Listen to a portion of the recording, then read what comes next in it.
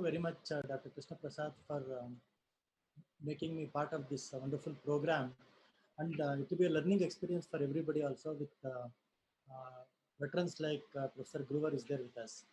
I would like to present a case of, I would like to highlight the important points which a postgraduate should know when he presents a case of ptosis.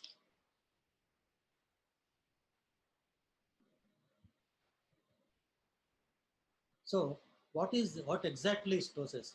There are a lot of other things. Can somebody just display this pictures there so that it is coming in the way of my presentation? What exactly is ptosis? Ptosis literally means drooping of the upper eyelid. They will ask you what other ptosis can occur in ophthalmology. So particularly in ophthalmology, you should know what exactly is brotosis. Brotosis is an aging phenomenon. Brotosis is an aging phenomenon because whenever the eyebrow droops below the supraorbital margin, that is another ptosis which requires a different type of approach. So when a case of ptosis is kept in front of you, you have to look at these factors. Most of the points I will not be going in depth. Throughout my presentations, you can just pick up various points which is listed over here. Important thing is to find out what age the ptosis has started, whether it is present since birth or whether it is acquired later on, because the management totally differs. And it is important to categorize whether it is present on one side or both sides. Family history is also very important because in certain conditions, ptosis can be autosomal dominant, like in blepharophimosis syndrome. Most important thing which everybody should ask is for history of fatigability, whether ptosis is more in the morning or in the evening, and the presence of diurnal variation and other progression and other things. Important thing is we should also ask for history of any double vision at the onset of ptosis when you take the history. And it is important to ask for history of previous ocular surgeries. What are the common ocular surgeries with which ptosis can be associated? You can start by telling even your cataract surgery. Cataract surgery can produce minimal ptosis. What can cause ptosis in post-cataract surgery? Earlier, the bridal sutures, sometimes even the preservatives in your topical drops can produce ptosis. The other ocular surgeries which commonly causes ptosis are the retinal detachment surgeries, strabismus surgeries, and your glaucoma surgeries also. Nowadays, you should also take history of cosmetic periocular procedures like fillers and other things which can also produce ptosis. As for history of trauma, important thing is as for history of any rigid gas permeable lens where in a person with ametropia, and take history of suggestive signs and symptoms of any dry eye also. And you have to take general history like history of any previous anesthesia and bleeding diathesis and other things. And it is always important to ask for previous photographs before you ascertain whether the patient is congenital or acquired, before you try to intervene the patient surgically. So once you take a complete history, what all things you are going to do? It is imperative for you to do a complete ocular examination, even if it is a ptosis or an eyelid case. A complete ocular examination. Important is the visual acuity, uncorrected, best corrected visual acuity, and you can do a confrontation visual field examination, a complete ocular examination, anterior to posterior brief examination, and a slit lamp examination also, and a brief neurological evaluation in all the cases. And after that, we come to the ptosis specific examination. There are a lot of important measurements which you have to do in a case of ptosis. There are different types of MRD, MRD 1, 2, 3, MCD, you have got MLD 1 and 2. What are the important things which are required when you just handle a case of ptosis, when you present a case of ptosis? A few particular important measurements you are supposed to, it is mandatory for you to measure these things. One is the palpebral fissure width measurement. What is this palpebral fissure width measurement? There are two types. One is the vertical and the horizontal. You should know what is the normal values. All of you read that up. So the vertical palpebral fissure width is the most important thing in ptosis. They might ask you, when is the horizontal palpebral fissure width important? You can tell it is important in blepharophimosis syndrome. So the vertical palpebral fissure width in different positions of gaze, primary position, up gaze and down gaze, you can measure this with a transparent ruler. And if you see the palpebral fissure width increasing on down gaze, you can make a diagnosis of a congenital ptosis. And if the palpebral fissure width decreases on down gaze, it indicates it is a case of acquired congenital ptosis.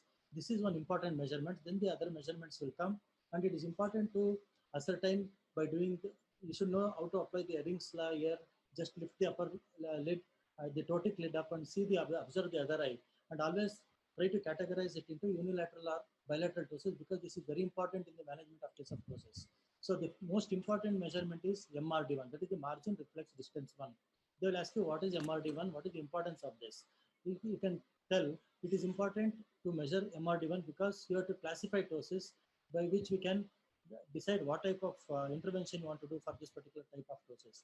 Callahan and Beard has given this classification: mild, moderate, and severe. So how are you going to categorize?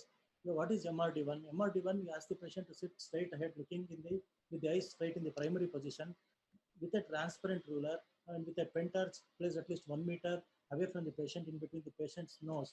Measure the first Purkinje-Sanson image with the center of the upper eyelid. And based upon that, the normal value is around 4 in males and 4.5 in females. And you can measure the ptosis based upon this. Supposing you get a, if the lid is drooping somewhere here, you get a measurement of MRD1 of around 2. In a male, 4.5 minus 2, around 2.5 millimeter ptosis, it is a moderate ptosis. Supposing if the lid is totally closed like this, and you cannot see the Purkinje-Sanson image, you try to lift the lid up. And the number of millimeters you have to lift the lid up will give you the MRD1 in minus numbers. That is, supposing you have to lift the lid for around 4 to 4.5 millimeter, 4 millimeter in this particular case. So your MRD1, since it is a female, it is 4.5 minus 4. So it will be around almost 8.5. It is a case of severe ptosis. So the important measurement is MRD1. All of you should know how to measure this, take this particular reading. Okay. The next important measurement is the levator muscle function. Why is this important? This is important. It is very much important because in most of the cases of ptosis, your surgical modality depends upon the amount of levator muscle function that is present. Based upon that, you decide what type of procedure you are going to do for a particular case. And this is the Beard classification, which is given in all the standard textbooks. Kansky, you just remember this. And how do you do this levator muscle function test? It is a Burki's method. Take a transparent ruler, make the patient sit straight ahead with the eyes looking straight ahead in the primary position. See, we know that the lid is lifted up by 3 muscles. The Muller's muscle initiates the action. The sustained lift is by the levator muscle, and the extreme lift is by the occipiter frontalis muscle. The occipiter frontalis muscle you block with your thumb by putting a posterior pressure. Ask the patient to look extreme down gaze and ask him to look up and get these measurements. So you take 2-3 measurements, then you will get a consistent reading, and that is your levator muscle function. And if it is very good, normally it is more than 14 millimeter. Supposing if it is less than that, it is very poor. And if it is around 2 to 4 millimeter, it is very, very poor. And you can fairly grade the levator muscle function in this category. Next is the margin crease distance. Why is this important? The margin crease distance, this crease is very important because they'll ask you what is the importance of seeing the lid crease in case of ptosis. Lid crease is absent in a case of congenital ptosis. Lid crease will be very high level in a case of aponeurotic ptosis, and this is very important whenever you are trying to intervene surgically in the anterior route compared to the other side. It is important for you to measure and give a cosmetically aesthetic appearance to the patient by placing the incision, surgical incision, when you are trying to do an anterior approach of levator muscle dissection or aponeurotic procedures. So how are you going to do that? Ask the patient to look in extreme down gaze and try to measure from the lid margin the crease, the apparent crease there. Supposing if you see the crease, you can take that measurement. If you don't see the crease at all, you will not see anything there. So this is how you measure the MCD. So MRD1, levator muscle function, palpebral fissure width, and MCD. These are the 4 important measurements which are very much required. After that, what are the other important things which you are going to do? The other important test which you are going to do is your Bell's phenomenon. You have to check for Bell's phenomenon and see whether it is present or absent. Here you see it is absent on this side. They will ask you what is inverse Bell's phenomenon and various types of Bell's phenomenon, that you should keep a note about all those things. Next, always you should keep a you should look for lag of thalamus also, because sometimes the patient in the postoperative period can complain of lag of thalamus, but you should have told that this was present in the pre-surgical state itself. Important thing is to measure corneal sensation to rule out any subclinical dry eye syndrome. You have to do a Schirmer's test, and corneal sensation is important because if you miss it and later on if you do a procedure which abrades the cornea, then you might get a problem with the vision and other things. So dry eye is also very important. A subclinical dry eye should be ruled out in all the cases. Most important is to measure the extra, you see the extraocular movements, lift the lid and ask the patient to move and see. You can get extraocular motility disturbance both in congenital and acquired ptosis. And whenever you get a squint before ptosis, the examiner will ask you whether you will do ptosis surgery first or squint surgery. You should always tell that squint surgery is done before the ptosis surgery. So once you take all these measurements, you can know whether your case is a congenital ptosis or an acquired ptosis. Okay, this is the classification by Beard and Cox. Why it is very important? Because it is important. It is very important because the management of acquired ptosis is essentially non-surgical.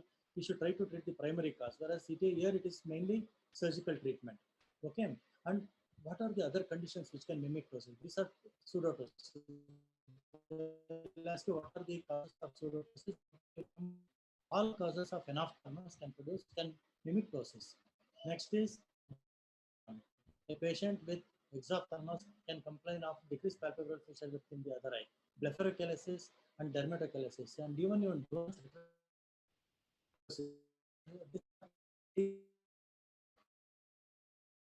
ptosis. Next, genital is mainly because of developmental dystrophy levator muscle, and the muscle cannot relax because of the dystrophic changes. That is for the levator dysmyogenic ptosis. The other causes are aponeurotic, neurogenic, and other things I'll be telling in detail. Congenital ptosis, there are two varieties, simple and complicated. So this is very important. This can be kept for you. A child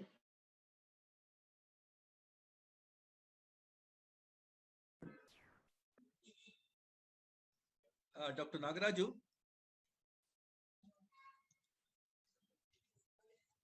and if I am a student taking the exam and if ptosis is the case and you are the examiner, should I take it as my fortune or misfortune?